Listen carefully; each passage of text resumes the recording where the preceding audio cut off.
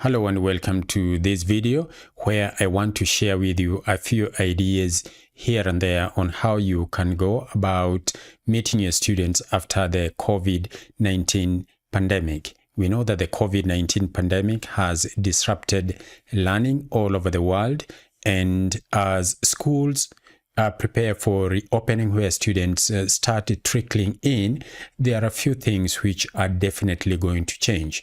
I want to approach this discussion from the perspective of making video lectures, because when students use video lectures, it is one of the ways of ensuring social distancing. So I have 3 points that I want to share with you that if you put them into consideration, it might help you to implement the idea of social distancing.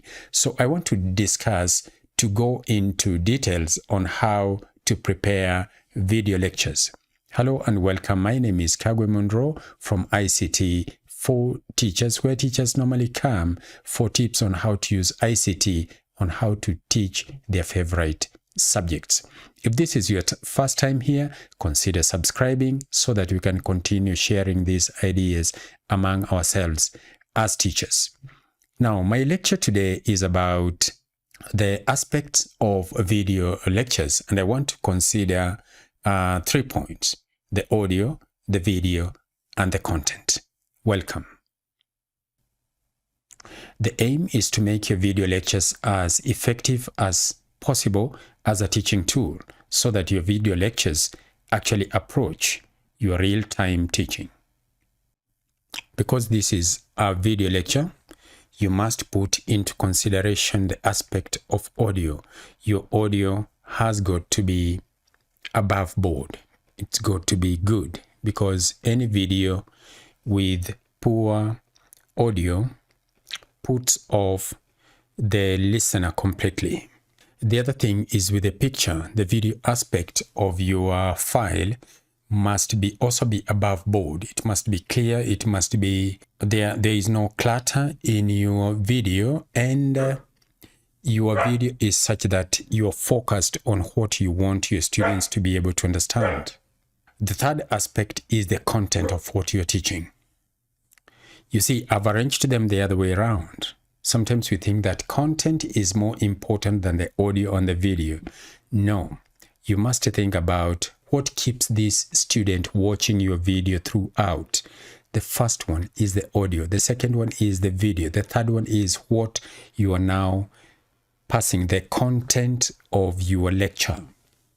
Those are the 3 things that are very important when you're designing video lectures. If you bear this one in mind, then your video lectures will have maximum effect. So let's look at each one of these points separately. The audio. The audio must be such that it doesn't have background noise. You remove as much as possible of the background noise so that your voice is soothing to the listener. Don't shout. Don't make it unnecessarily loud, because that one can disturb their ears. At the same time, let it be loud enough. The pace at which you talk should also be good. The audio basically should be such that the audio should be what we refer to as broadcast audio. Broadcast audio is the type of audio which you get from radio stations, which you get in recording studios. But with gadgets being available nowadays and information being available, you can create broadcast audio right in your home studio. Once you know the type of softwares that you can be able to use, that one is the first step, knowing the type of softwares to use. The second one is knowing the hardware to incorporate, and it is very simple. Right now, I'm using a free software which is referred to as OBS to record this video. OBS comes with a number of filters, audio filters, which help me to sieve out any kind of noise which might find its way into the main signal. Noise is any unwanted signal which incorporates itself with the signal and it is heard in the background. So filters help you to sieve the noise, to remove the noise. Filters also help you in a situation whereby the sound is going to clip. In other words, it's going to peak. They refer to it as peaking or clipping. It's as if it is being cut so that it doesn't pass a certain point, and you find that the loudspeaker is just going to vibrate. Filters will help you not to reach that particular point because they detect and they move in to try and keep your voice within a certain allowed range. So OBS has got a number of filters, and you can be able to apply these filters to the audio which comes into OBS. Now, the other thing is about the gadget which you use to sense the audio. That is a microphone. What type of microphone are you using? I would recommend you use a condenser microphone. Don't use dynamic microphone. Use a condenser microphone like this one. Just use a microphone which captures the sound from the front and cuts out a lot of sound from the back. Although this one can also be able to detect sound from the back, there's a switch here which I can regulate in order to do that. Basically, I use it to capture my own sound from the front. And you can see even when I use, right now, I'm not straining, I'm just speaking naturally. It's able to pick that sound and it goes to my audio interface, which happens to be the Zoom H6. You may be using a standard audio interface such as the mixers.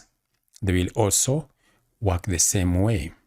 But Zoom H6 is good because it is small, it's portable, you can take into the field outside, you record from different locations.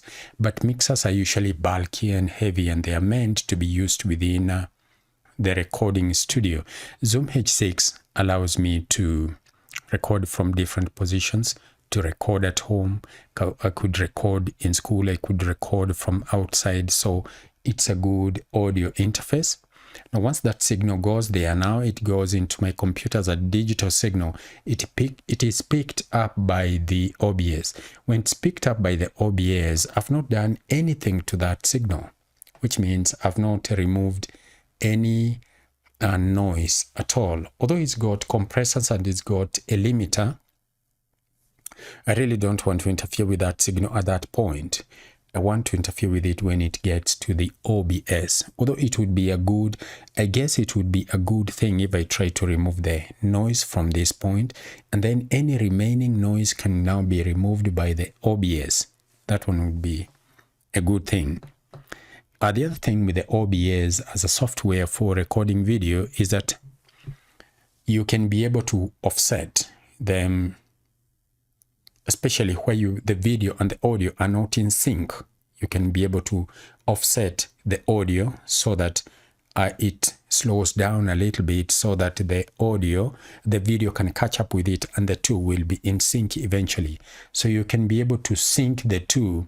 Instead of syncing it in post-production, you can sync it right at the recording point, so that if there is a problem with the final signal, then you can be able to correct that in post-production. So that is as far as the audio is concerned. Don't mess around with that part. When it comes to the video, ensure that you are well lit. Like right now, I'm well lit, and I'm using a green background, which helps me to remove that background so that I can put this background that you can see over here. Actually, I'm recording with a green background, and then I have successfully been able to manage to control it in such a way that now I can be able to remove and put an image of my own. So again, OBS allows you to do that. It can also be used for streaming live. So when you are streaming live, you'll get very good video. It will look very, very professional. Content.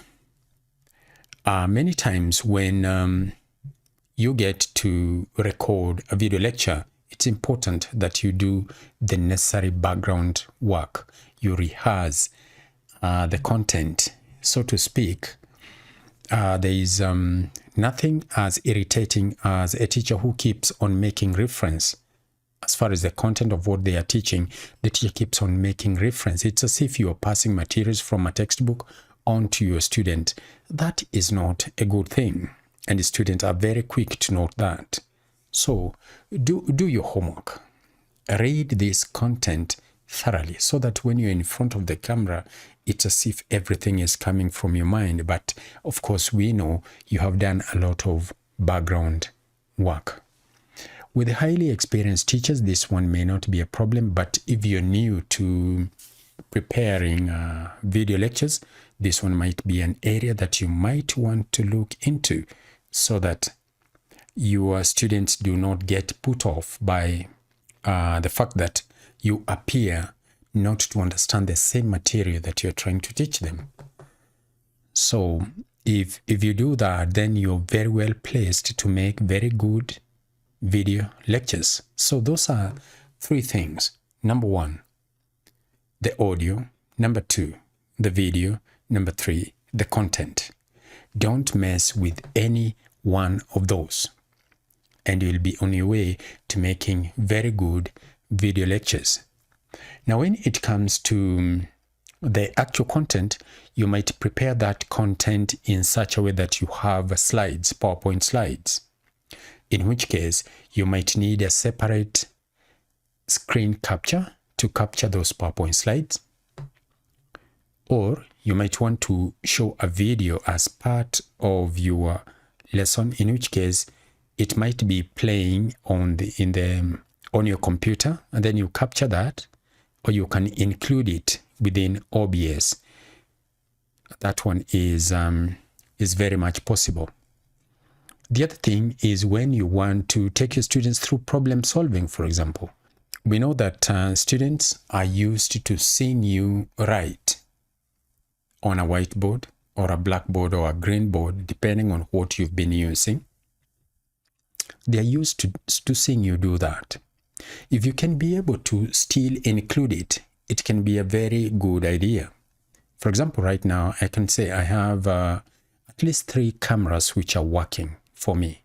I'm just using one for now, but I could switch and move over to a camera which is looking at my whiteboard.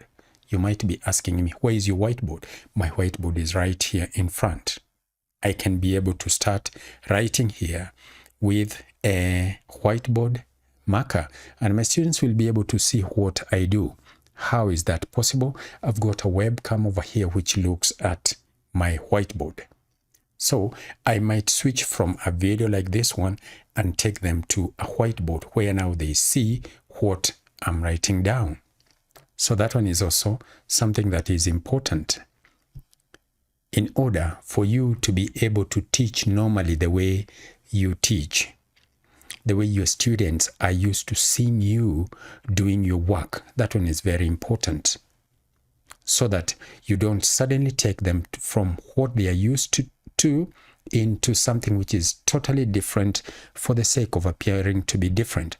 It's good to take these students gradually from what they are used to onto video section, where now they are watching you online as you try to teach them.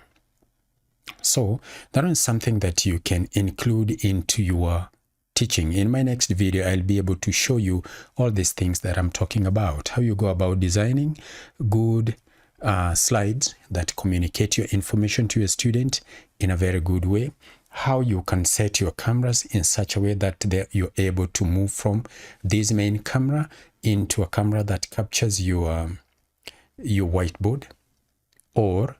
And remember, you can also do this live. In one of the videos that I've already prepared, I've shown you how you can use a second camera to take your students to a whiteboard like this one. I just wanted to emphasize the fact that when you are online and you are trying to use video to teach your students, there are certain things that are important. 3 basic things. Number 1, and they must go in this order. Number 1, audio. The audio of your lecture must be above board. Number 2, the picture aspect, that is the video aspect of that particular file. And number 3, content. So content is not the number one thing that will attract students to your lecture. First of all, what they hear, what they see, and then content now comes in because you will have already captured them. These are things that I would propose that if you are creating online content, especially if you're creating videos for teaching, these are some of the things that you might want to put into consideration. I just felt that I need to share with you this because some of us are just wondering now that schools are resuming and there's a lot of social distancing and all that, what are some of the things that I need to put into consideration? Number 1, you might want to think about a situation where you split your work so that the time you spend with your student in school is minimum and they can learn the rest of that content when they are at home. And you can only do this. One of them is by using a video. Another one is by teaching them real time using Zoom, something that I've already covered in my previous videos, and other ideas. You know, teachers, we are called upon to bring in our creativity at this particular point because there is no straight path when it comes to doing something for the first time. And everyone out there in the world is trying to see how we can incorporate social distancing into our learning. We know that with the coming of the social distances in learning, there are certain things which you will not be able to do. In the past, we have encouraged students to share as much as possible. A certain item is shared between the student and the student. We have always encouraged them to be such that they discuss, which means that they're very close to each other. They discuss certain points.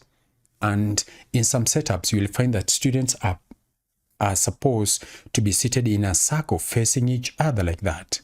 Now, some of these things are being challenged by the situation we have right now.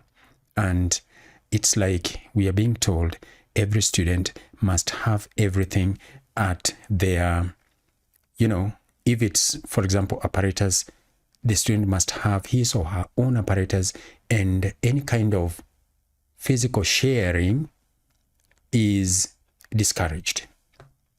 These are new things that we are going to face as teachers. How prepared are we? We are called upon to bring in our creativity into the whole issue. And at this point, I would not want to encourage a situation whereby teachers think that we will at one time go back to what we were used to. It might not come very soon. So long as we have this pandemic continuing to wreak havoc in the world, we might not go back to the previous situation in a hurry.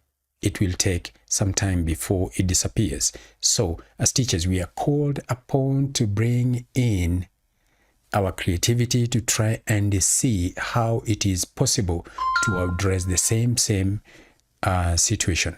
I'll be sharing more points with you as time goes by. It's just something that I thought I should share with you now that in many countries you find that they're allowing students to trickle in, but cautiously. Caution is the key here. So as a teacher, what is your contribution? Bring in your creativity on board. And you'll see that so long as you're very honest with what you do, you'll find that it takes you a step further in your work as a teacher. So until next time, it's bye for now.